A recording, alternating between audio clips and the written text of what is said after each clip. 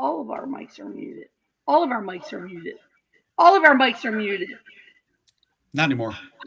Okay. Hello, everyone. Welcome to the very first streamed readings of 2026. We have three wonderful readers tonight joining us. Before we begin, I would like to remind you to smash the like button, follow us, subscribe, and hit the bell that says all so that you can know when this stream reading comes up every other Wednesday. So joining us tonight is Andy Smart, Matt Daly, and Terry Tierney, reading from their work. So welcome, gentlemen, and we're so excited to hear you read. We're going to start with Andy tonight. Each of you can talk a little bit about what you're going to read, and then read it, and then following the readings, we will have a Q&A. So Andy, take it away. Good evening, everybody. Thank you very much for having me. It's always an honor to be around other writers, especially folks who I know a little bit. Terry, I miss you. It's always good to see you. Rosalia, I love you so much. Thank you for doing this thing that you do for us. Matt, I'm super excited to read with you. Thank you, Unsolicited, for the opportunity to have my first book, a memoir and essays called The More You Hate Me, come into the world in 2022. And for my forthcoming collection, which I will read from tonight, it is a full length poetry collection called Murderer. And without any further palaver from me, let me start.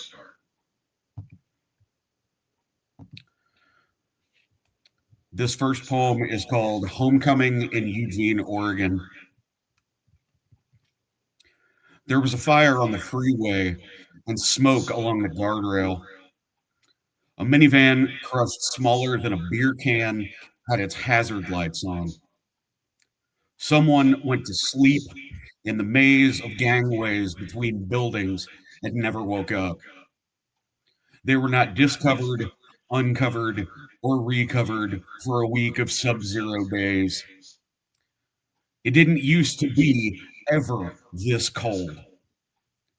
Behind Albertsons, a dog sniffed out a trash bag with a dead baby inside.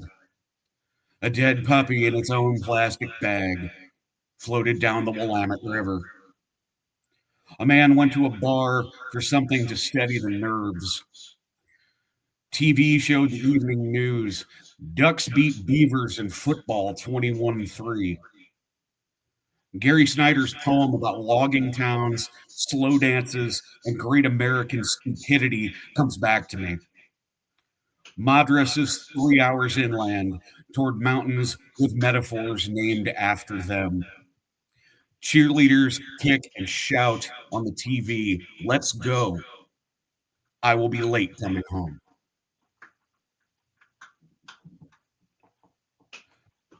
This next poem is a series of haiku for Etheridge Knight. This first is an epigraph from Mr. Knight. Making jazz sing in 17 syllables ain't no square poet's job. Midnight, bloodshot eyes, liquor from red plastic cup. Poet looks for work. Poet passes joint from waiting hand to other, breathes deep trombone throb. From whom did I steal those first few vinyl records? Mother? Father? You? Scratch in the third cut, so I always skip that one, make it up myself. You couldn't tell me nobody understands jazz. They just groove to it. Nobody told me when you dance, you also steal. No one told me no. I want to watch you. The snare drum of your fingers, the hi hat of your lips. I want to hear you, all the smoky music you blow from your pen. Dear Etheridge Knight, poet of the hidden track, I can't play like you. Like you said before, making swing jazz syllables ain't no white boy's job. A lot of the work that I've preoccupied myself with lately has to do with my place in the universe, um, not just as an American, which is an increasingly complicated thing to be, but as a white male, as a male. So, as my work digs into this, please understand that that is reflective of a very deep, ongoing process for me, not just as an artist, but as a human being. This next poem is American Sonnet for Those I've Let Down from Martina Spada. I did not mean to come here tonight empty handed and insecure to a party you were throwing for someone else. Forgive me any awkwardness. Forgive me any awkwardness. I was not even supposed to be in town tonight, empty handed and insecure, when you decided to throw a party for someone else. Someone else threw a party for me once. I showed up empty handed, insecure, and with you. Forgive me, I begged, any awkwardness. I love the smell of October and the yellow leaves. I love you. I am still sorry.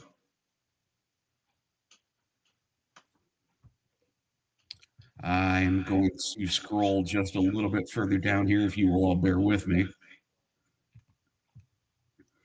This poem is probably, if I may indulge myself, one of my favorites of this new collection. This is Tonight I Made Peace with the Universe, and it only cost me everything I was trying to get rid of. I didn't call to the stars like Abraham. I remember how that worked out for him.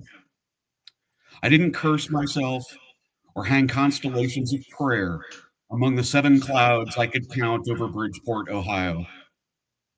I didn't consider wading into the river toward Wheeling and the hobo jungle weeds, the vinegar works, in the boarded up bordello.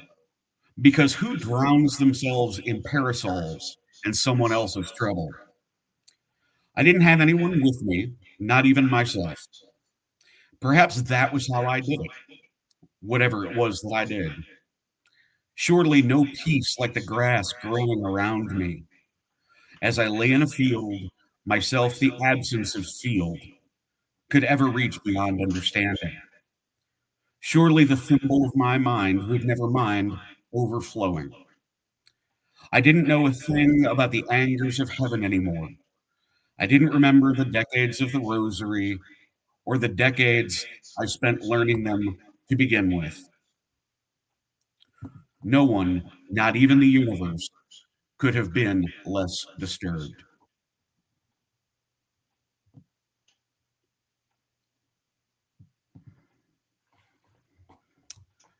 This next poem that I will read is called Son of the Ripped Wide Open. Like many of the poems in this new manuscript, this is dedicated to another poet, in this event, Octavio Paz. This is my tribute to his idea of hijos de mal. Excuse me, my Spanish is going to betray me here. Hijos de la Matinga, which is a very specific, almost untranslatable notion from Mexican Spanish, but basically it means that to be a man, especially a Mexican man, is to be a product of violence from birth. Son of the ripped wide open. Take it as a given that mother is passive and father is of violence. A boy is not inevitable, nor is a girl. Child. Let a pronoun for the possibility thereof be a negotiation. When father came inside mother, biology began to weigh my existence with scales not unlike the Ouroboros, a system eating its young out of inexhaustible hunger. My mother ate liver and onions because she was iron deficient, and her baby doctor said feeding on that particular flesh and fruit would make me strong. Mother has an inherent understanding of what strength is. Father knows best and consumes himself with self preservation. When I am born, the world as we know it ends, but the word for infant is no synonym for apocalypse. Parents await the cry of a newborn, not to hear it as alive, but to learn what song it sings. War cry, dirge, familiar hymn, nursery rhyme, protest, etc. I sing etc. now as a grown ass man.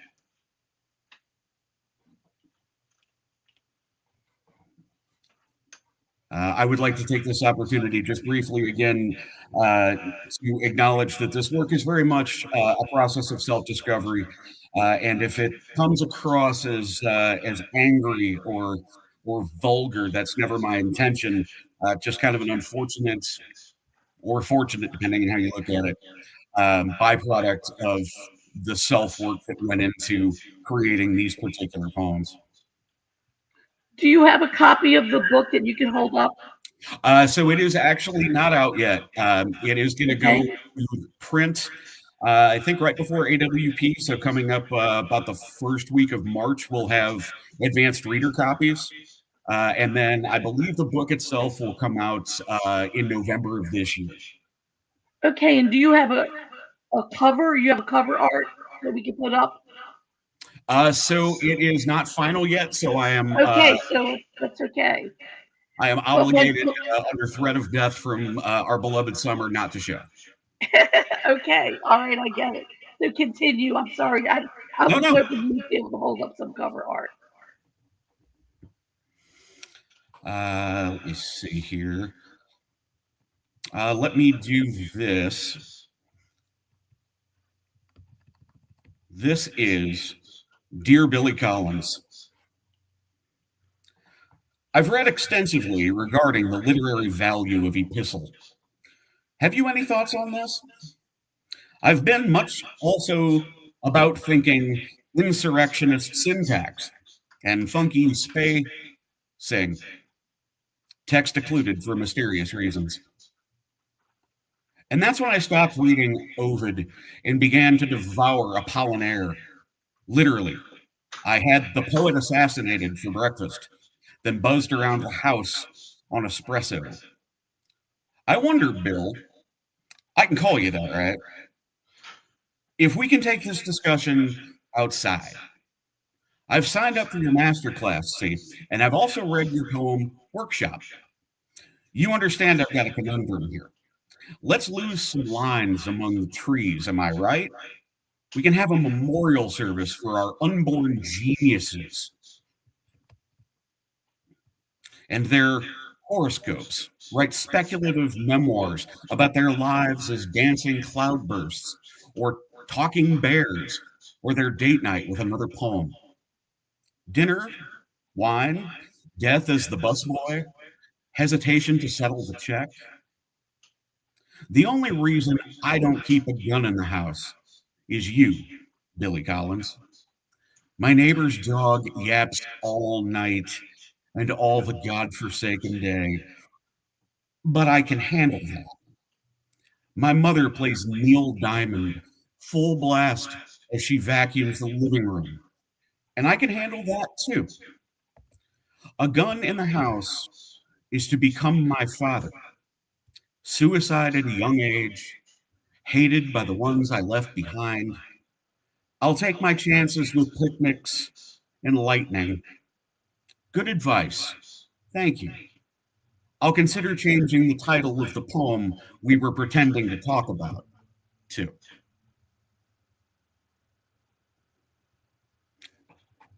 And I will perhaps read one more, and then we will see how we are doing on time and emotion. We're fine. Read your one more. All right. So this is I'm realizing now that almost every poem in this collection is dedicated to another writer. Um, I'm not at all upset about this. I firmly believe in giving credit where credit is due. and acknowledging the people who either inspire or enable us to make the work that feels important to us.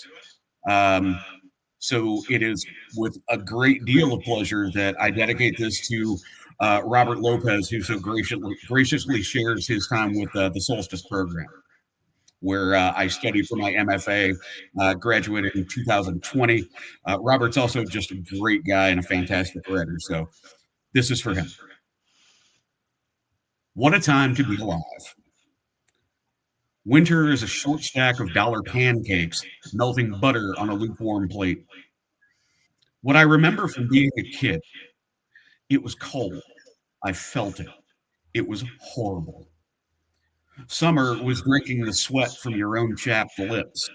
Then someone's mother turned on the spigot and we sucked garden bathwater from the hose. Now, summer is a petrol massage and free Molotov cocktails. It's still hot. I still feel it. It is even more horrible. Everyone I know drinks Diet Coke. Some of us drink it for breakfast. You know who doesn't do that? My doctor. My doctor plays tennis and is going to retire soon. My doctor can't take new patients on anymore because he can't take any more of his old patients dying. It's almost insulting for all parties involved. Earth is round, like a tennis ball. This is what it's like to be dead. You spun so fast, people argue about where you last landed until they don't notice you've stopped spinning at all. This is what it's like to be alive. No one trusts everyone, and everyone is convinced no one is precisely who anyone is until proven to be someone. What a time to be alive. It is cold. I feel it. It is horrible. I remember this already. And that feels like a natural place for me to stop. I appreciate you all so much. I'm sorry I don't have a little bit more prepared, but I think that feels like a good place to end for me for tonight. Oh, thank you so much for your powerful reading. And now we're going to hear from Matt. Talk a little bit about your book and or the work you're reading from tonight, and carry on. Great. Thank you so much. Andy, it's great to hear your voice, hear your poems. I love this kind of, there's this certain sort of fierceness I feel like I hear in the writers published by Unsolicited Press um, that, that just energizes me. So I'm grateful to be here um, with you all.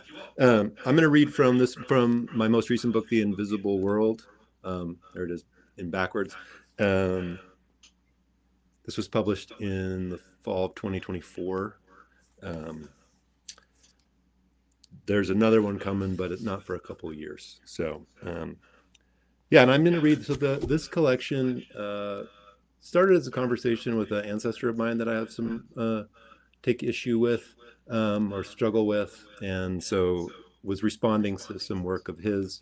The book ends up taking the form of two quite long poems for me at the beginning and the end, and then a section of shorter poems that all are sort of connected to the rural places that where I've lived most of my life.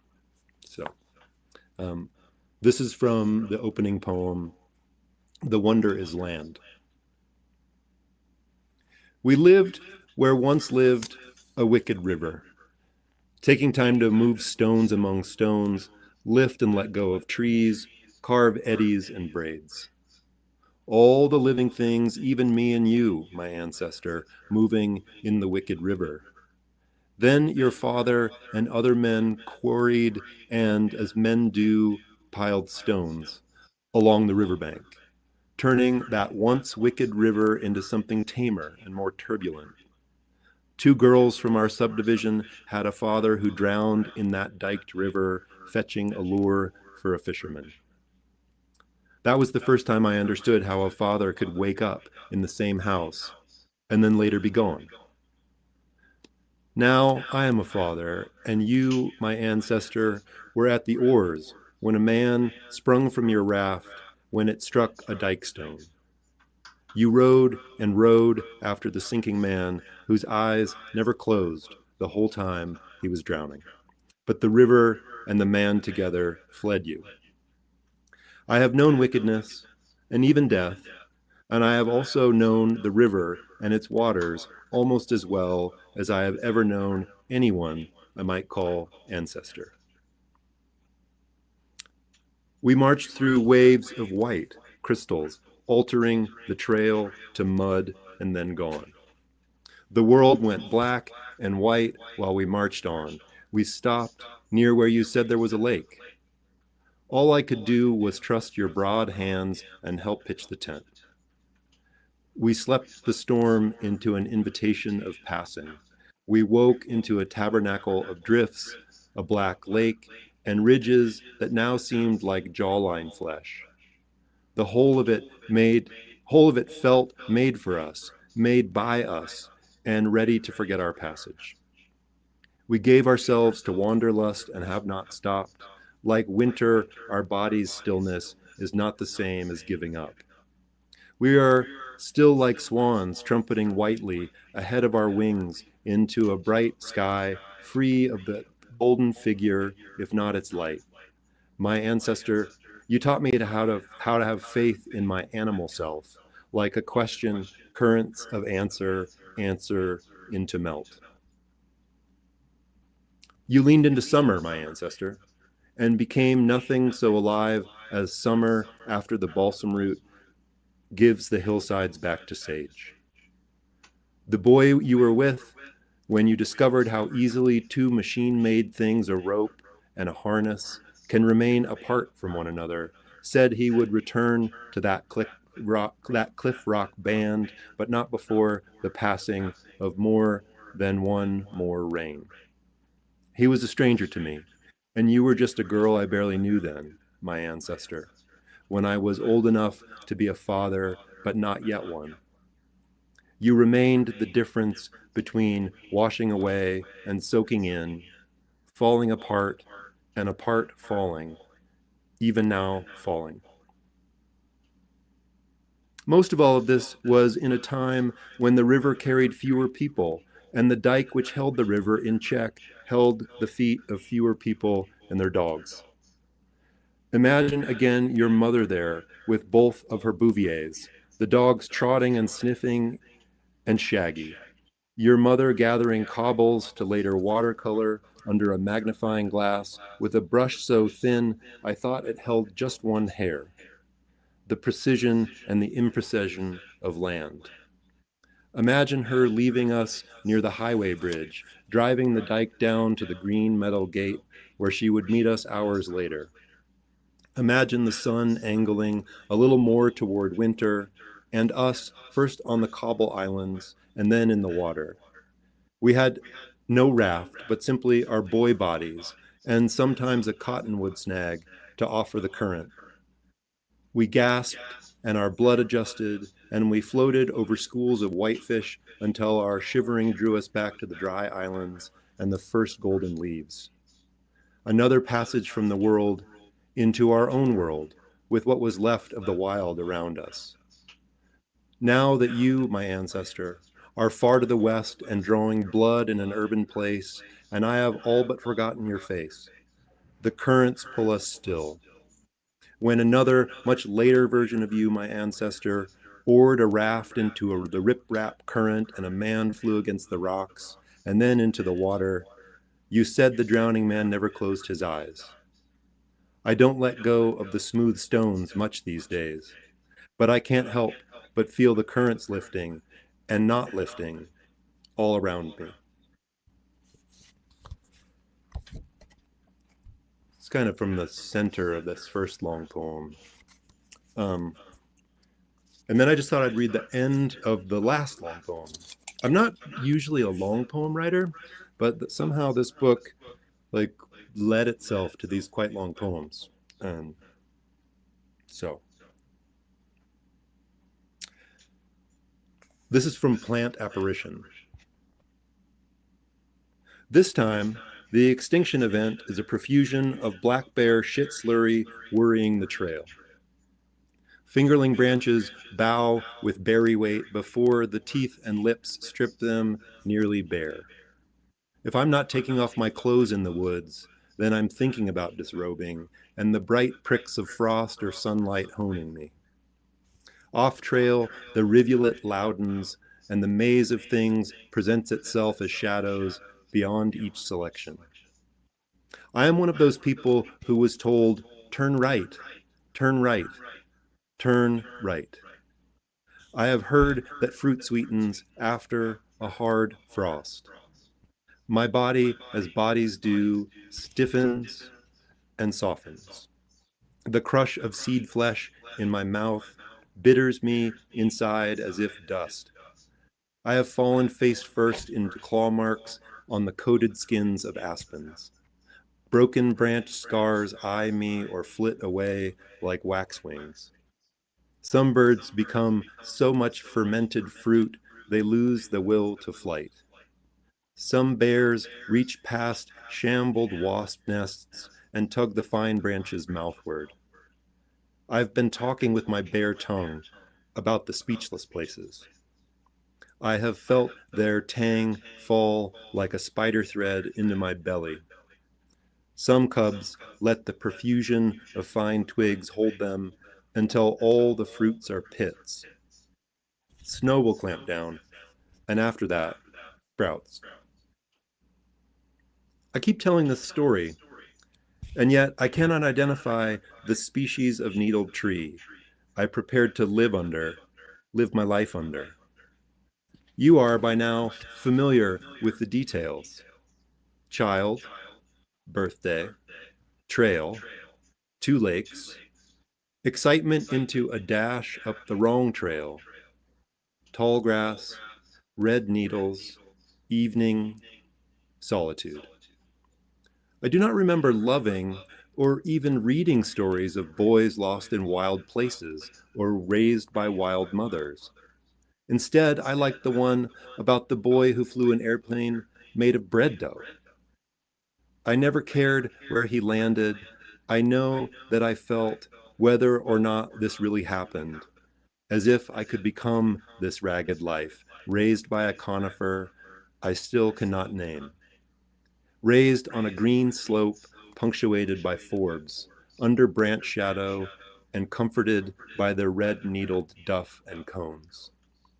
I sense now, with that sense underneath my senses, how some new self birthed itself that day, how quiet I could be, and how you, my ancestor, with your unusual name, called out my plain name over the slope of plants just tall enough to hold me out of sight, and how my tongue spoke the language of bark instead of tumbling into your arms. Even that young, I knew what I would always be leaving. I have known other women and men, other forests with their many trees, and I have felt in myself your ancient feeling, disappointment, and underneath, my ancestor, the pulsing of sap. I will not stop giving myself bodily to the meadow. Stems of alpine timothy bend under me in their ancient way of offering to spring back up as soon as I go on. I have no memories of a mouth that did not sip from culms. One of these days I'll be underground, or sprinkled over a field of flowers, or a field of snow, or planted with the roots of a little tree, ready to embrace everything but the metal bits of me, the mercury and screws. To be made again of sunlight, and the reaching of radicals is the oldest memory I've written into each place I've touched, and every touching part of me. Oh, to reek of earth again, and to be unconcerned with the patterns made of stars or words. Thanks.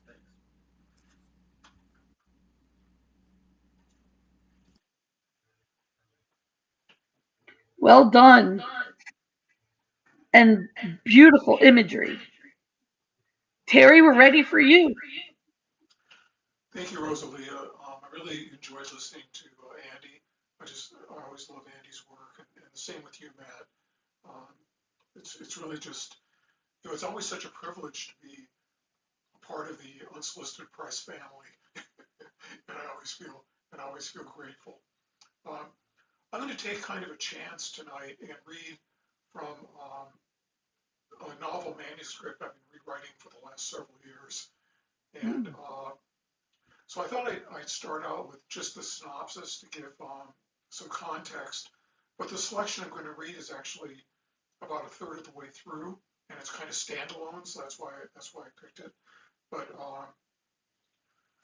so here's a synopsis. The Secret History of Dirt. An amateur scientist with a passion for dirt spawns a popular political movement dedicated to returning degraded soil to its primordial state in a novel narrated by his skeptical imaginary friend. So I'll give you a little bit more on the synopsis. Through a lifetime of research, Winston finds new evidence that colonies, governments, corporations, and religions have tampered with soil since the dawn of agriculture, impeding our growth as a species and shading our thoughts and dreams. He believes altered dirt is killing us the way it destroyed prehistoric forests and fauna.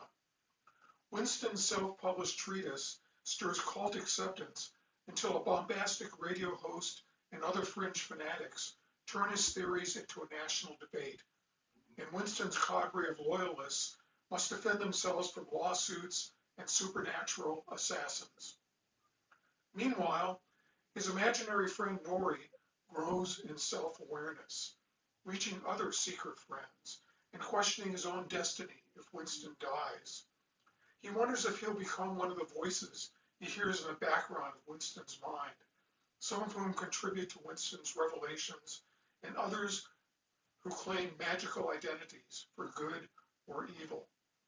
Nori comes to believe that angels, devils, vampires, and other such beings are imaginary friends in guises assigned by their human counterparts or assumed on their own. Many are charlatans and hustlers, dangerous to other imaginary friends and their unsuspecting hosts. Nori plots to protect Winston and preserve himself, while Winston races to save the soil. So that's the synopsis. So this chapter I'm going to read is called Memory Man. Memory Man! Winston's bunkmate calls out in greeting as Winston swings down from the top rack, careful not to land on his swollen left foot. Around him, burr-headed men shiver as they pull on khaki uniforms in the dim morning light, hoping to smooth their beds and shave their chapped faces clean before Sergeant Jennings bursts through the door, eager to make examples of any laggards. Down the row, someone pounds on his locker, rattling the loose door, and calls, "Hey, Memory Man, who had the second most home runs in '61? I got a Marlboro for you." "Mantle, 54, Winston says, shaking his head. He didn't need to tap me for that answer, but he often does. As his imaginary friends, I'm the unnamed source behind Memory Man. "I knew it. Pay up," the voice says to a groaning loser. "They're letting you off easy this morning," Winston's bunkmate, Bruce Gordon, laughs. "A squat man, the other draftees call him Gordy because his waist is wider than his shoulders. But there's no fat under his solid torso." Winston rubs his eyes as someone else yells, "Who's that catcher with the big glove? Caught that guy, the knuckleballer." Standing up, Winston cracks his back and stretches. His fingers reach almost to the hanging light. "Hey you, Memory Man." "Yeah, I'm here," Winston replies. "Got a smoke?" "Shit, all right. Gus Triandos." Gordy gives him a thumbs up. Winston never smokes, so the butts go to him. Squatting on Gordy's bunk, he pulls his left foot into his boot with difficulty. A tight fit, even with the laces loose.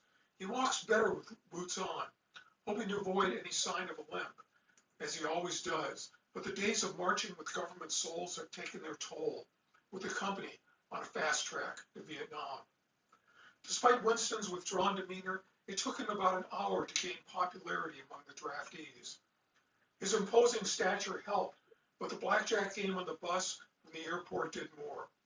I'd like to say I helped him count the cards, but he learned that trick himself. His knack for losing often enough to avoid incrimination was my idea. In between hands, he entertained his fellow draftees with baseball trivia.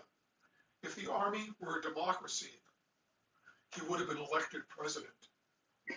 When Sergeant Jennings waddles into the large open barracks, swinging his beer belly and slamming the wooden door hard enough to strip its hinge screws, he pauses to rip the blankets off one bunk and throws them on the floor, his usual gesture.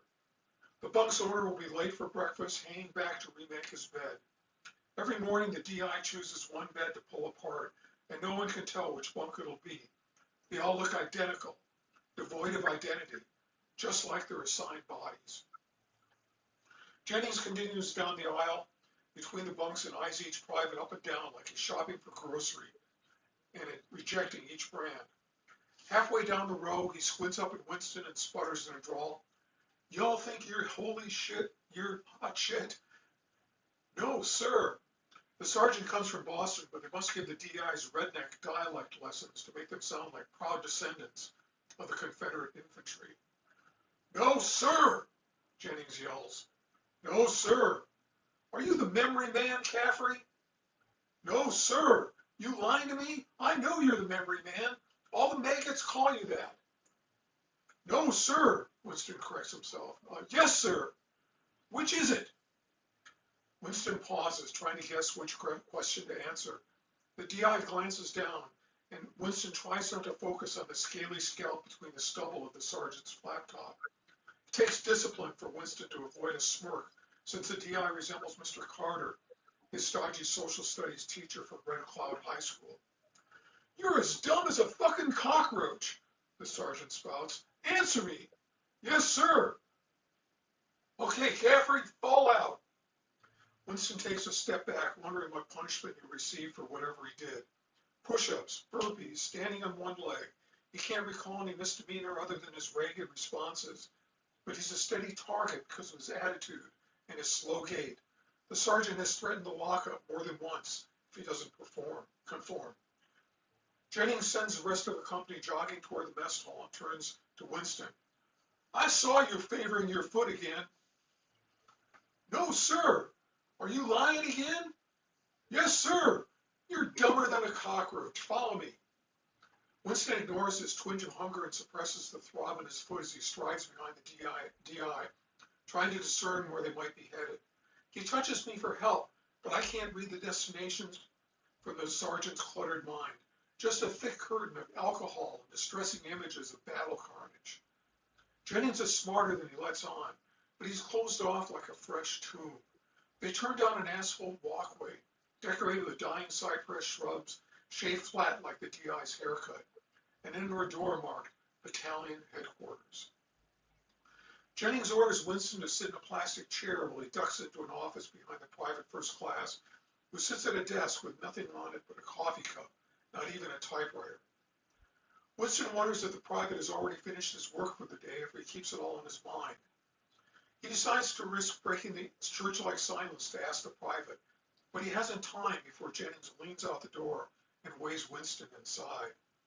A Gold Bar lieutenant sits behind a gray desk with an embossed plastic nameplate reading Lieutenant Watson. He flicks a casual salute back at Winston like he's imitating Frank Sinatra. His black hair hangs longer than Army guidelines, but he slouches to one side to emphasize his privilege. Despite his tough guy demeanor, his mind is more accessible than Jennings, and I detect a desire to avoid Vietnam, a feeling we share. I don't have skin to protect, other than Winston's, but I don't want to lose my host. What's the problem? Watson asks with a bored smile. Standing at attention, Winston replies, I don't know, sir. Jennings shakes his head. Private Caffrey has a sore foot, sir. Shouldn't he go to sick call? Yes, sir, Jennings replies, but I wanted you to see it. He motions Winston to remove his boot. Winston bends over to untie the laces and pulls off his boot, trying not to wince. He hops to maintain his balance. I can't see it from here, Watson says. With a glance at Jennings, Winston sidesteps around the desk with one boot still on and holding his other boot. His khaki sock is soaked with blood from toe to heel. The lieutenant asks him to peel off the sock, which he does, revealing 2 crooked middle toes and a swollen bulge above his arch, with its ridge of split blisters. Usually his foot looks almost normal despite the toes, though the enlarged bones from his childhood surgeries cause him occasional pain and eliminated him from high school sports, last in every race. Watson emits a humph and glances at Jennings before looking up at Winston. How did you pass your physical? The draft board passed me, sir. Did you tell them about your foot? Yes, sir, and I brought my medical records. Idiots. The lieutenant shuffles forms on his desk, but he doesn't find what he wants. Reaching into his file drawer, he pulls out a blank legal pad. Winston recalls his physical, and so do I. At the end of the day, they sent him to a doctor to examine his foot. An obvious lifer smelling of cigarettes, the physician glanced at Winston's foot and declared him fit for duty. The arch wasn't as swollen that day, or at least not enough. It didn't help that Winston said Vietnam was a misguided colonial invasion when the doctor asked him his opinion. You'll be fine, son, the physician announced. If we let off everyone with minor problems, we wouldn't have an army. Lieutenant Watson scribbled something on the pad. Tell me, do you wear special shoes at home? Yes, sir, most of the time. Why didn't you appeal your draft board decision? My friends were going, Winston replies, stretching the truth. He did appeal, but no one had ever won an appeal from his draft board, and he couldn't afford to take it to court. His friend Ron had already enlisted in the Seabees, and Zeke was safely stashed in a state university.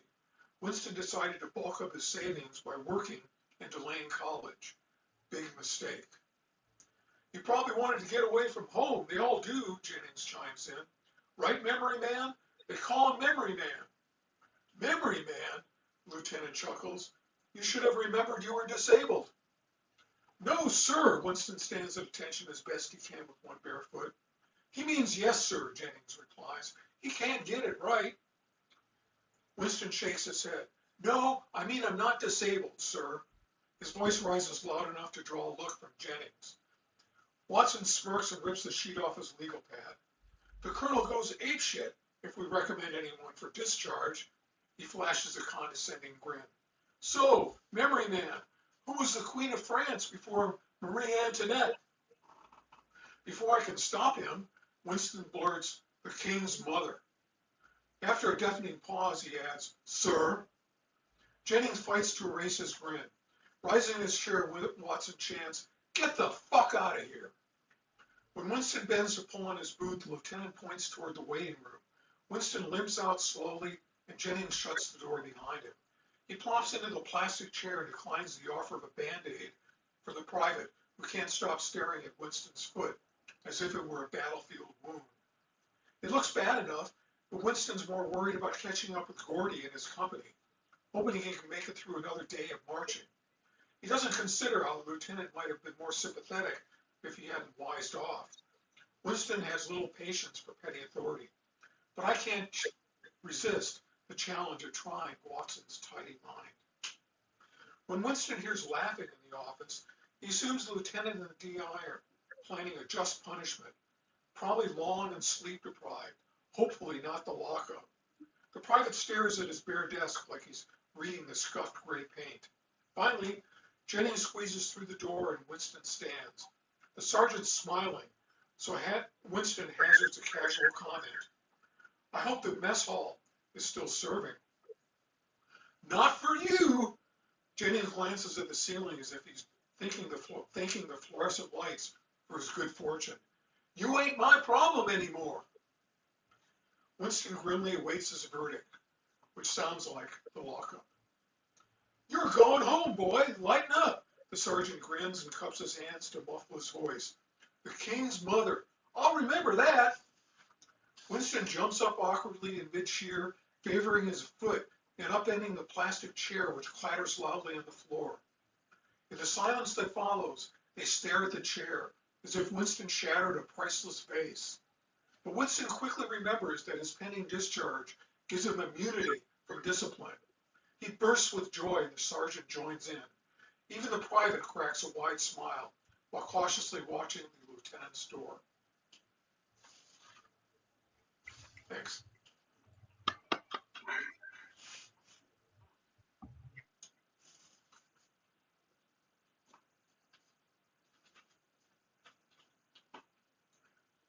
You're muted, Rosalia.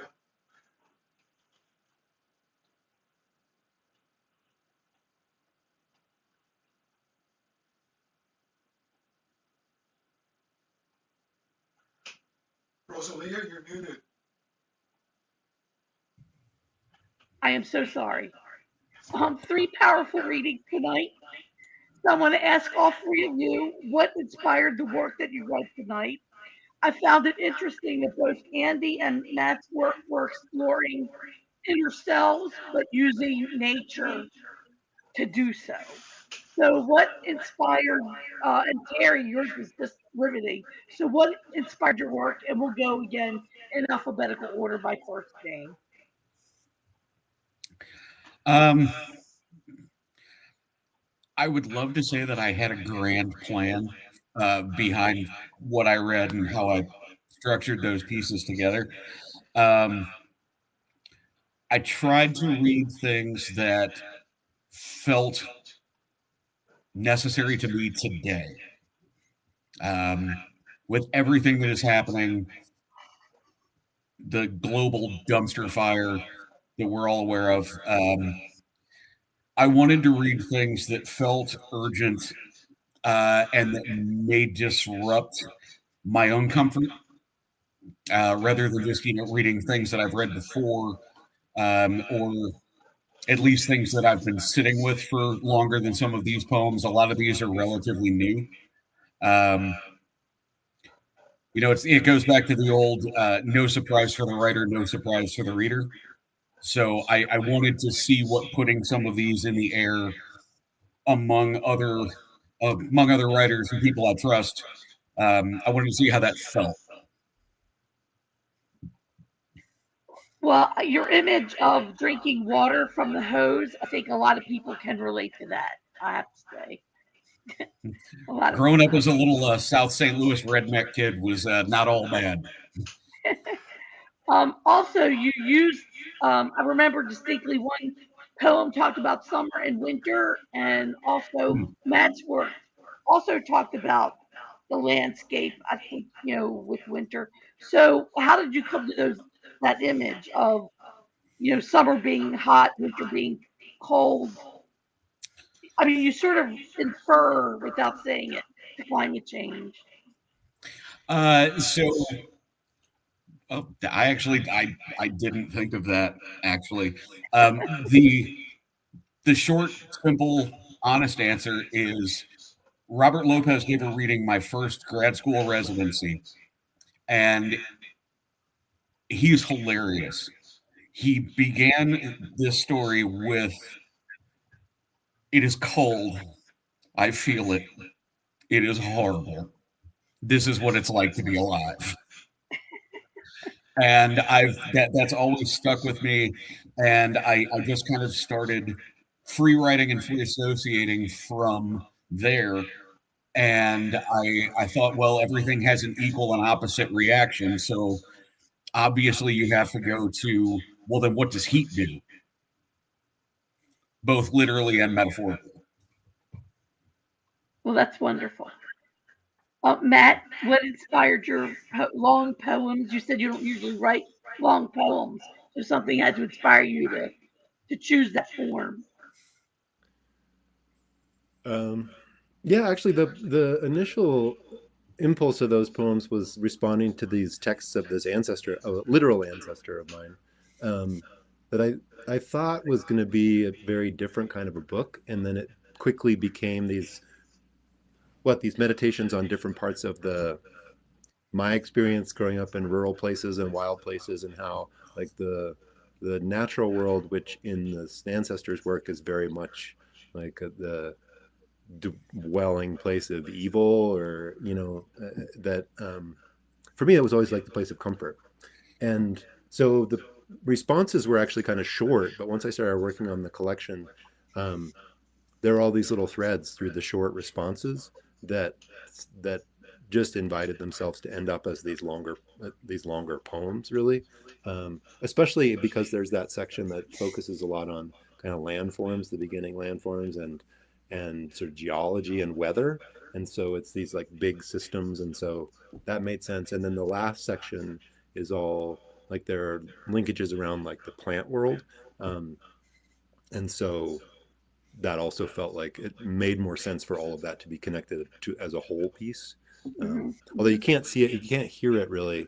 But the plant poem has this Ashura in the middle, sort of the split. Also, all the lines are split, and Hmm. so it has this kind of like visual element that looks semi-accidentally like a root. But it once that Ashura came in, it really felt like that felt really important in that poem. It's like this linkage, but also this kind of space that roots the whole thing. Um, but It that always sort of came. amazes me how poets form their poems in such a way that they create an image, not only with the words, but how the words are arranged on the page. E. E. Cummings comes to mind with his work. He might have been one of the first to do that. So, and the boy who was lost in the wild grasses taller than he, what was that image referring to? Like, as a child, had you really gotten lost, or was that just a metaphor for Yeah, being in wild places? that's my memory of my real background. Let's put it that way. Like I remember as a kid getting lost on my birthday, like running the wrong way down on the wrong trail and then getting lost and like under this tree. But I have such a distinct, I was probably 5. I have a really, really distinct memory of thinking like, well, this is where I'm going to live now. And I took all the needles from under the tree and like built up a little bed and just, I have no memory of being afraid of that experience. And that's like it came up a lot in this conversation with this ancestor who's like the broad message is mistrust anyone who's in the wilderness. They're all in league with the devil, and it's a terrible place. And it was like the opposite for me, you know. And so so that little moment in my childhood um, feels like a really grounding moment in how I feel in wild places and natural places. So that's where that comes from. Like most of the Your stories love in the of book. natural places really comes out. It really comes out, and I'm wondering if your poem shows the progression of an approach to life based in fear and an approach to life based on love.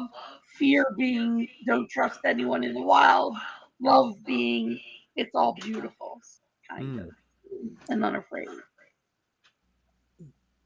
That's a lovely way the book works that I would love to take credit for.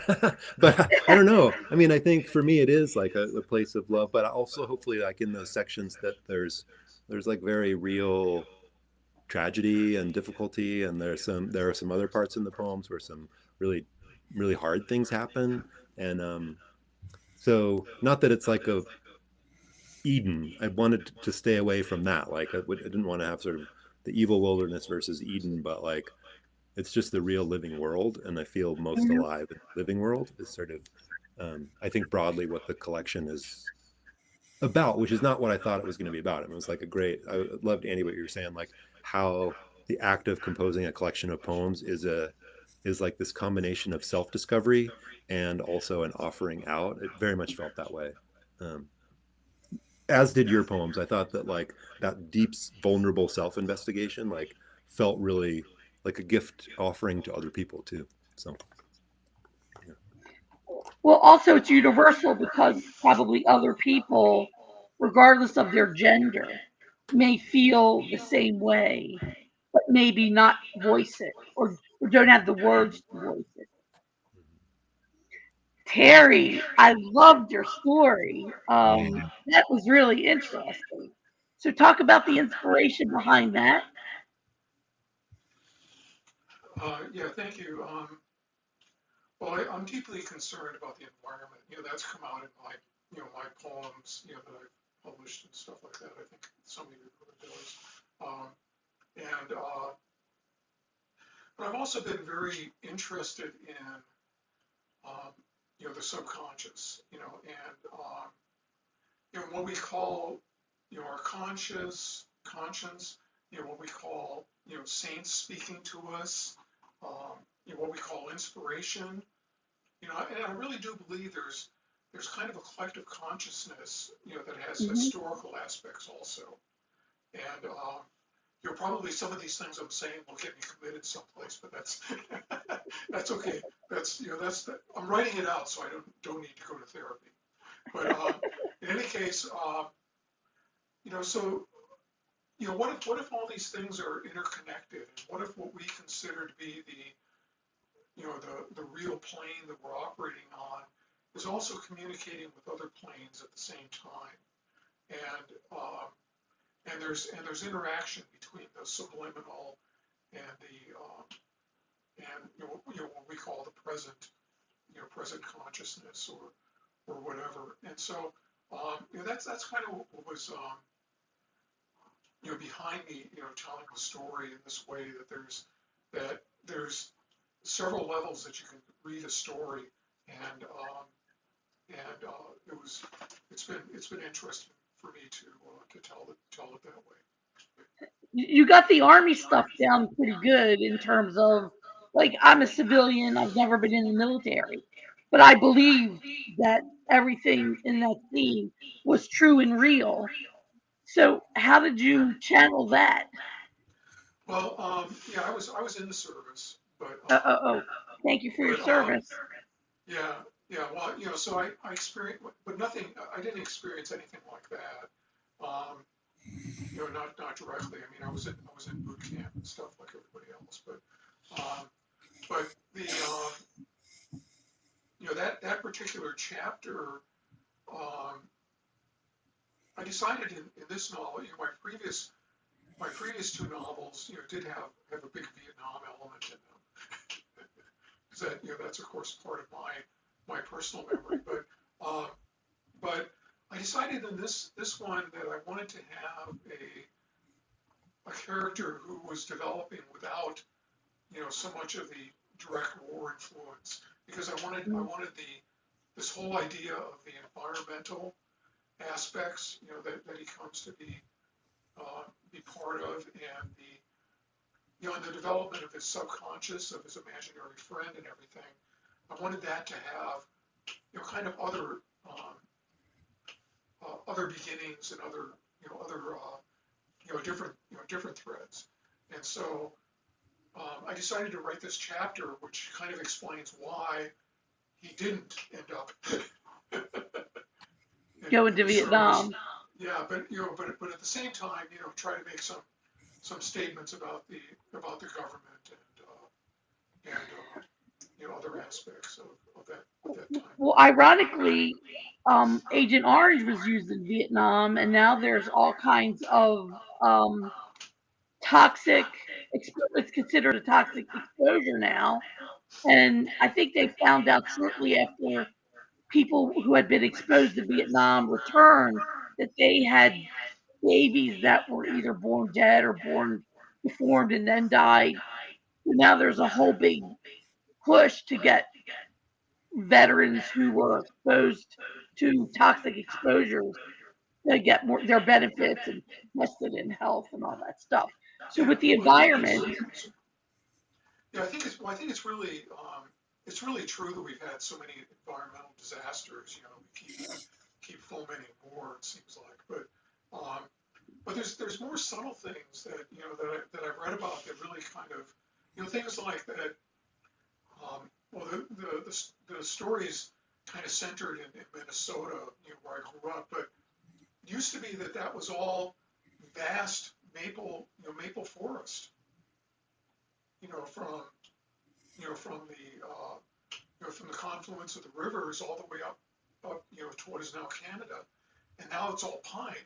Well, why is that? Well, it's because the soil, for various reasons, was altered to the point where it could no longer support hardwood trees. It could only Hmm. support pine trees. And there's things like that we have subtly changed our environment, to the point where it's not really the way it once was. And so my kind of crackpot protagonist, decides that the real way to save humanity is to return the soil to its previous um, uh, constituency, meaning that, change it chemically, change it, um, change the organisms that live within it, that, um, that help create it and help sustain it, so that, we can return to an environment that's more natural, than it's been for the last several thousand years. Well, you might be then interested in the big story that appeared in the New York Times a couple of years ago about the apocalypse of insects. That our insects are disappearing. Like in the past, children would go out and catch fireflies, but Yep. now they're in much fewer numbers than there used to be. So it's an interesting article, and maybe it is related to the soil and to the Yeah. pesticides and how we've changed things. Well, one of the things that the protagonist, plays up in his self-published book is the effect of earthworms Oh, on the environment. And this is something that I read about, and I was pretty surprised. Of course, he takes it way farther than probably any real scientist ever would. But earthworms are not really native, to those environments that I'm talking about, to the prairie and so forth. And they were brought in by settlers, and wow. not on purpose. A lot of times it was just through bringing transplanted trees, transplanted plants and stuff like that with them. But things like that seem so ubiquitous to our environment, and they aren't natural. Lead you to wonder, what has that really done, to the way we live and so forth. So that's a good segue into the writing life. So, how do each of you approach your work? Do you each keep journals? Do you write every day? Do you are you part of the 5 a.m. club where you get up at 5 and write for an hour before you go to work? So, um, let's start with Matt and then go to Andy and Terry. Talk a little bit about your writing life, the approach to the work. Um, yeah, so I do try to write every day, although I'm in a fallow period right now. um, After finishing this most recent manuscript, I've been writing less, but I do try to write every day. I think for me, with writing poetry, I work early. I do try to get a draft of something finished that feels like a whole thing before I move on. So sometimes it's not very long. Sometimes it's a little longer. And then I guess my new practice is really trying to figure out which pieces feel like I really want to work on them more. And others, I'm kind of doing this through Substack. Like there's this collection of little poems that I don't really intend to publish otherwise. So I love like getting them out quickly. I sort of feel like putting work out into the world quickly is great fun. So that, like, for me, early practice, and then also working with other poets. Like I'm actually here on the monthly poetry critique group night. So we have a group that's been meeting for probably 10 or 15 years, some of us together. Um, that's a really mixed group, which I love, like brand new poets and people who are publishing. And it's a great, that kind of camaraderie feels like an important part of the practice to me. Good, really good. And Andy, what is your work, your writing life like? If you look up catastrophe, there's a picture of me and my life, at least with trying to make work with any kind of consistency. Um, 5 a.m. club, my ass. Um, but I am constantly, and I don't think I'm alone in this. I feel like a lot of us do this. I am constantly drafting in my head. Like I'll have phrases or images that have struck me as, oh, that's a title for something, and they're banging around in my head, and I'll see something and I'm like, oh, that partners with that, and it's like a pinball machine in my head, really. But I write. I try to always have something to write with and to write on if I don't have my machine with me. Um, but I write when it feels like I have no choice. Hmm. For me, a lot of, especially with poetry, prose is a bit different because it's got more of a sustained narrative, even in the more episodic prose that I work in. Um, but I feel like poems tend to do the spontaneous overflow of powerful emotion thing, at least in my experience. That's true with the least amount of words. Very concise and compressed. I think writing poetry is harder to do than prose. I mean, I'm not very good at either one, so they're both pretty easy for me. Terry, so what is your, I mean, you've produced a lot of books, a lot of poetry, a lot of poems. How are you so productive? What is your writing life like?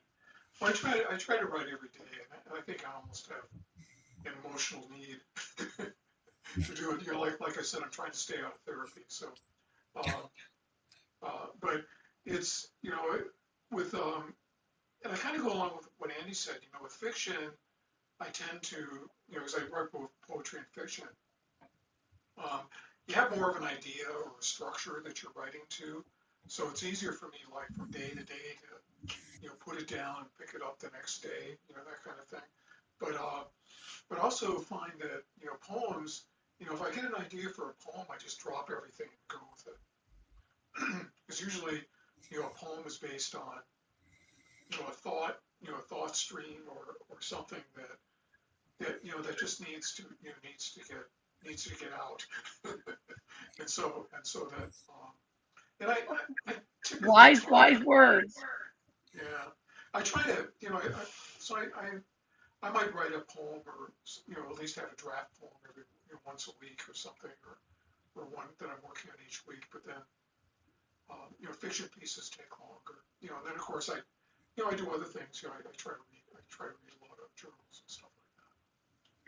So a lot of aspiring writers watch us. What is the, we're going to end with this question. What is the most important advice that in your mind, from your perspective, that you want to give to a writer who is not yet published or just beginning, just starting out? What do you want them to know about the work? I can answer that. So I think the important thing is to keep writing, and everything you write doesn't have to be Ulysses, or or a famous poem or anything. A lot of the stuff I write is never going to see the light of day, or at least never going to see any other eyes. and I think the important thing is to keep writing, and I think the other important thing is to read. I think it's really important to read contemporary novels, along with the great novels, but and poets and poetry. But I think it's also important to read journals, because journals are where the your your peers are publishing in journals, and it's good for you to see what editors are looking at it, what other people are thinking, because part of writing, I think, is entering into the conversation. Literature is really a conversation among like minds of things that we care about, and so I think reading is also very important. What a wonderful way to put it. So elegant. And Andy? So this especially pertains to how I felt after I finished my first book. It's a memoir about my dad's suicide. Um, Especially if you're dealing in something like nonfiction where you're really working close to the bone. And I mean, we do it in poetry too. You guys know this, but don't count on your work to take away your pen. Especially like I foolishly thought I'm going to finish this book and I'm going to be done thinking about this massive tragedy, this trauma. I'm going to put it in a book, put it on a shelf. People are going to love it. I'm going to do something bigger than my personal tragedy with it, and that's it. Bullshit. So writing can be great therapy, but Terry, I had to say, buddy, some of us still need the doctor. Well, I'm not saying that it's ever finished. I also subscribe to the idea that we're continuously writing the same poem over and over again. And so So and true. so that's therapy never really finishes either, right? Max. So I think that by by writing, I'm agreeing with you very much, Andy. Is we're dealing with our inner demons, but that doesn't mean they go away. It means that Right. we have to get up in the morning and probably deal with them again. No such thing as a finished poem, only an abandoned one. That's true. And Matt, finishing up here. Uh, well, these are like this is hard advice to follow. I feel like I like need to be jotting that all down. Um, I mean, the thing that I think about more and more, and in my work in this organization, this literary arts organization I work for, um, we talk more and more about like having a writing life versus like what's what's the goal? Am I gonna find the perfect publishing deal? That kind of stuff. Like, is the act of bringing a creative writing life into your days fulfilling? Mm. There are much more sensible things to be doing if you've got goals toward like success or accomplishment or wealth or any of that kind of stuff. But like, does it matter? And are you making a community? That's the other part, is like, my advice is like, think about how writing is connecting you to other people, you know? Because I find that all the time, that notion, yes, there's a lot of time alone, uh, with a page or a screen or whatever, however you compose, but like the linkages to more and more people and the connections through our writing and by engaging in this weird practice is like a sustaining thing. So it's worth making the effort to try to make that happen, like being here tonight, right? Thank you so much for these wise answers. I hope aspiring writers take to heart all of the wisdom. Um, I would like to tell everyone watching that to join us for January 21 for our next streamed readings at 5:30 Pacific time and 8:30 Eastern time. Don't forget to like, subscribe, and follow and do all those good things. And thanks for joining us tonight. And please remember, best of all, to share. Thank you so much. Thank you, Terry, Andy, and Matt.